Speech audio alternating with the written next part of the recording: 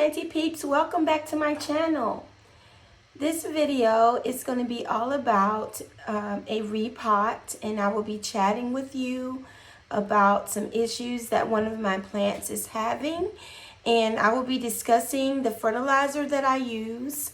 I will also be talking about my watering practices in this video, so stay tuned and I hope you enjoy it.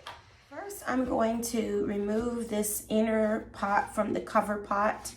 And like I said earlier, I think I'm going to try to let this plant stay in the same size pot because I don't really think the root ball needs anything bigger. I do have some clear pots that I've been kind of repotting some of my things into. And but I think it might be a little bit too big for this. So as you can see, I just took the tag out. I like to kind of sometimes keep the tags. And then I had rigged up this this plastic knife to try to make the plant stay upright. I sometimes use what I have. Now I'm just going to empty it out and we'll see the condition of the roots.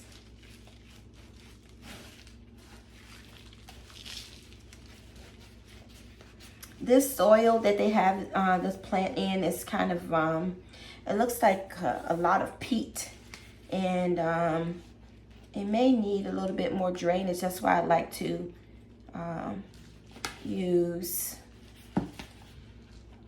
things that help with aeration.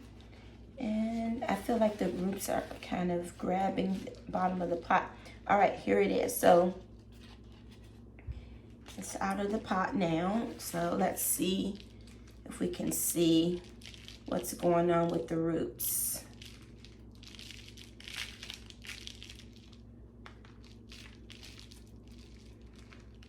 And it does look like the roots, some of them have made it outside of the mesh of the plugs that they plant these plants in. So I just want to make sure that they're not hindering the growth of the plant. A lot of people believe that they don't hinder it at all, but I do know that when they have the plastic ones on, like I've had many aglaonema that have had the plastic root cages on them, and they really seem to me they cause a problem, and then you wonder why the plant isn't growing. So I just opened this up a little bit there. I ripped the mesh off, and I'm going to try not to disturb the roots too much. And I thought about putting this plant up on a moss pole, but I was looking, I don't think I have any more moss poles right now. So I may have to put one in the pot later.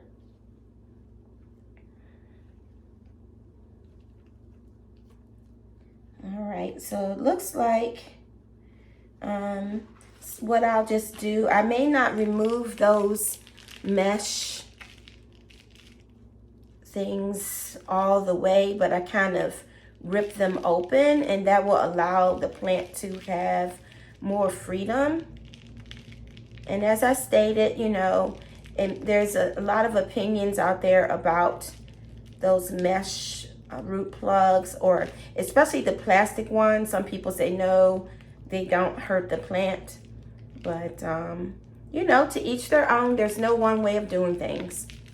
So I've opened those up, and as you can see, there are two plants in here, and I am going to keep them together.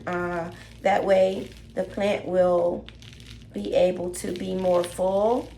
Oh, look, I'm able to pull them apart, and you can see they have a pretty good root structure. Nothing looks rotten on here, and it looks like I'm able to really pull this fabric off without damaging it too much.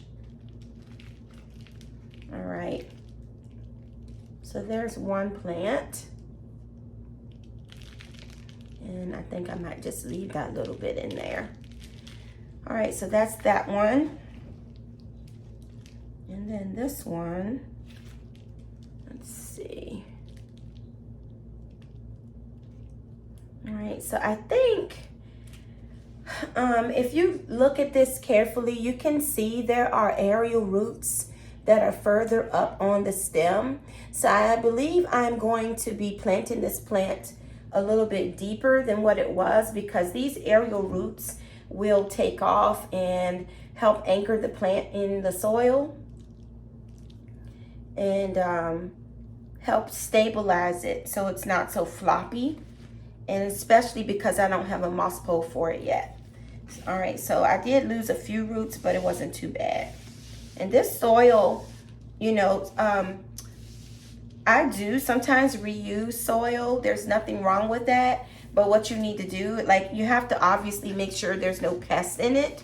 And there's no pests in this plant. But also, this is too dense. So I would add my mix to it, or add perlite and leca and things like that. So that gets me to the conversation about what's in my soil mix. So I just went outside. I keep a container of my soil mix outside, so whenever I need it, I can just grab some. And I will admit, I am running low on soil mix, but this is an example of how my mix looks. And right now it is really dry because I haven't added any water to it. But my advice for people who are looking to buy soil or to make their own soil mix is, when you buy it, make sure that you're not buying wet components. Like if the actual potting soil part is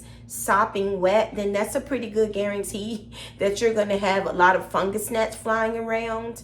And I used to have that problem before I came to the realization that I was purchasing plants or soil that had fungus gnats already in there, and they were difficult to get rid of. I ended up using systemic in my plants and just constantly staying on it. So right now I don't have the problem.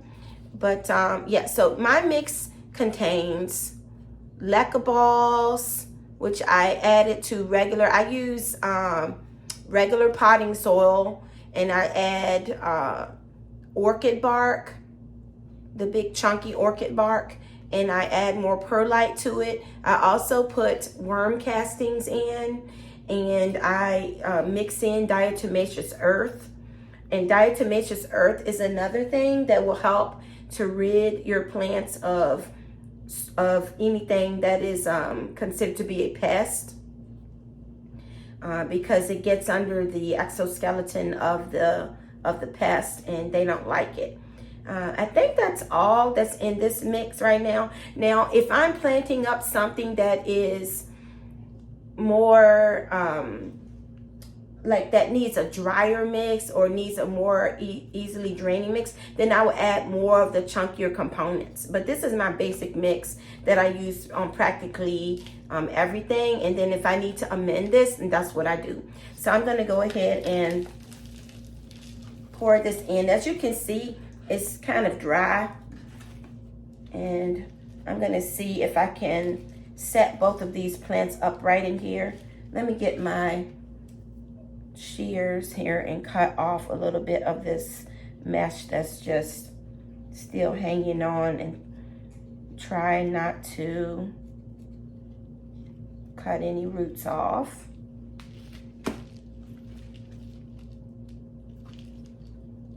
Before I place it in the pot. All right, so okay,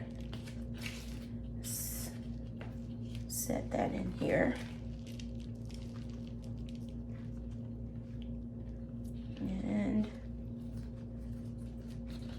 here we go. So now, I don't know, just setting it deeper in the pot and allowing it to sit upright, I think that's going to cause it to look a lot better and hopefully removing that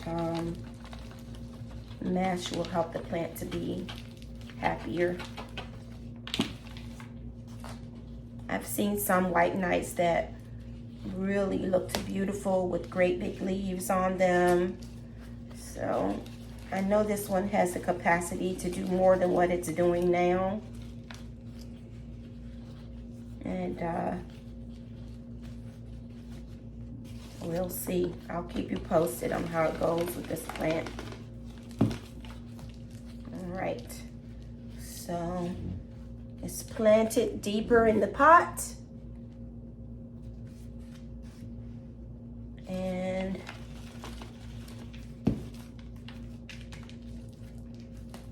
like I said, those roots, the roots up and down the stem, they will activate and help the plant to take up nourishment and also anchor the plant in the soil. All right, so the last thing I have to do to this plant, since I don't have a moss pole for it right now, is to give it a good drink. And when you water your plants, or at least when I water mine, my advice is to thoroughly saturate the plant. Make sure that the soil is moist all the way around the plant. When I first started with my indoor gardening, I didn't realize that I was just watering one part of the plant, but the roots are all the way around the plant. So when you are watering, that's a very important thing that you need to do, is to water it all the way around it and make sure it's evenly watered, because your plant can suffer as a result of it not being evenly watered. Also, if you are watering, and like I intend to put this back into this cover pot, just make sure that after about 20-30 minutes or so, if you've watered it while it's in here, you need to come back and pour out the extra water. Never let your plants just sit in water, because they will rot, because they're trying to uptake too much water at one time. So, all right, off to the sink, and I'm going to water this. Now, I often get asked, what kind of water do I use when I water my plants? When I first began working with houseplants a lot, I did only use rainwater, and we do have a rain barrel outside. I do recommend using rainwater if you can, but I actually have gone to just using tap water most of the time, and I haven't seen where my plants suffer that much. Obviously, you're going to have some plants like Calathea and peace lilies and things like that, that will, the tips will brown because of the minerals in tap water, depending on where you live and the components of your tap water. But I haven't seen where my plants suffered too much because of it.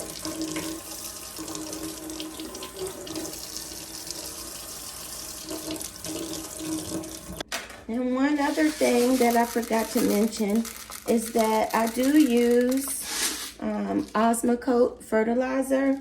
This is a slow release fertilizer, and I usually use this when I'm repotting. Like, I gave this to a lot of my plants during the summertime when I was repotting or topping off the plant, putting fresh soil at the top. Then I would add some Osmocote. I do not measure. I add this in to the top of the soil, and then I water it in, and it will slowly release it into the soil. So I'm going to go ahead and add some of this to this Philodendron White Knight. And then I'll water it some more. I'm going to do some of the watering off camera, because I'm pretty sure you don't want to see me water this plant. But when you water your plants, make sure you water and let the water drain all the way through. And that's one way you know that the plant has been thoroughly watered.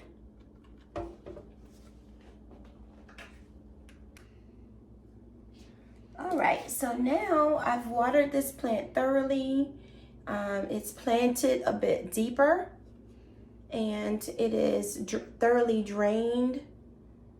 I may check it in another hour or so to see if it has any water underneath it, but I think this plant is now ready to live its best life. It has some Osmocote fertilizer in it also. So I'm going to place this one to the side.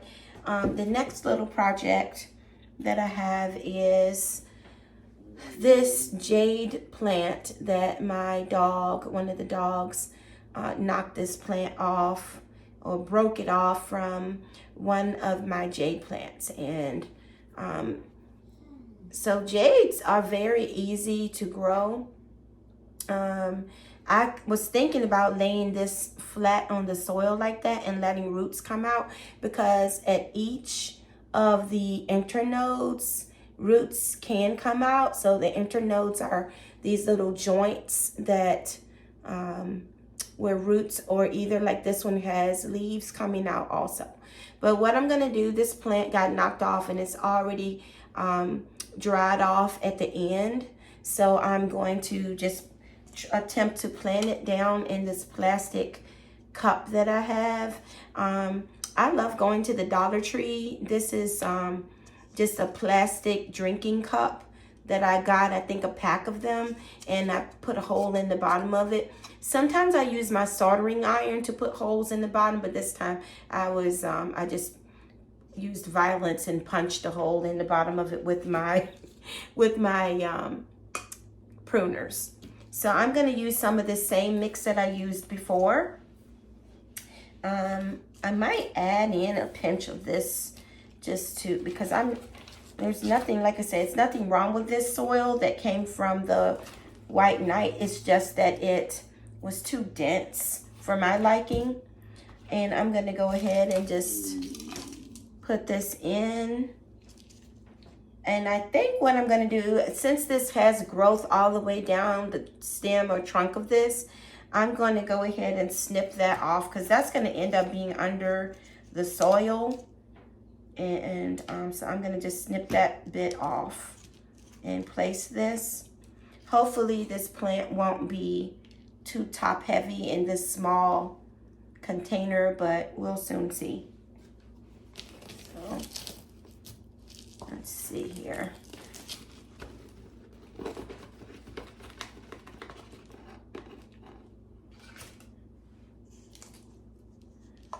And jade plants like to be in bright light. And I know in my own experience, the jades that I've had that I did not put at the window did not do well. This leaf is loose. I'm going to remove that. And the ones that I put in the window are the ones that do well and I'm able to take cuttings from. And this one here that this piece broke off from is from one of my dad's original jade plants. So I always like to keep some jade going in my house because they're fun and easy plants to grow. And if leaves pop off of them, they will grow roots of their own. And you can start a plant just from a leaf of the jade. You can just let it callus over and roots will start growing and other little leaves will start growing from that. And you can form a new plant. So they're very easy. And yes, they are succulents. That's part of the reason why they need to be in the bright light.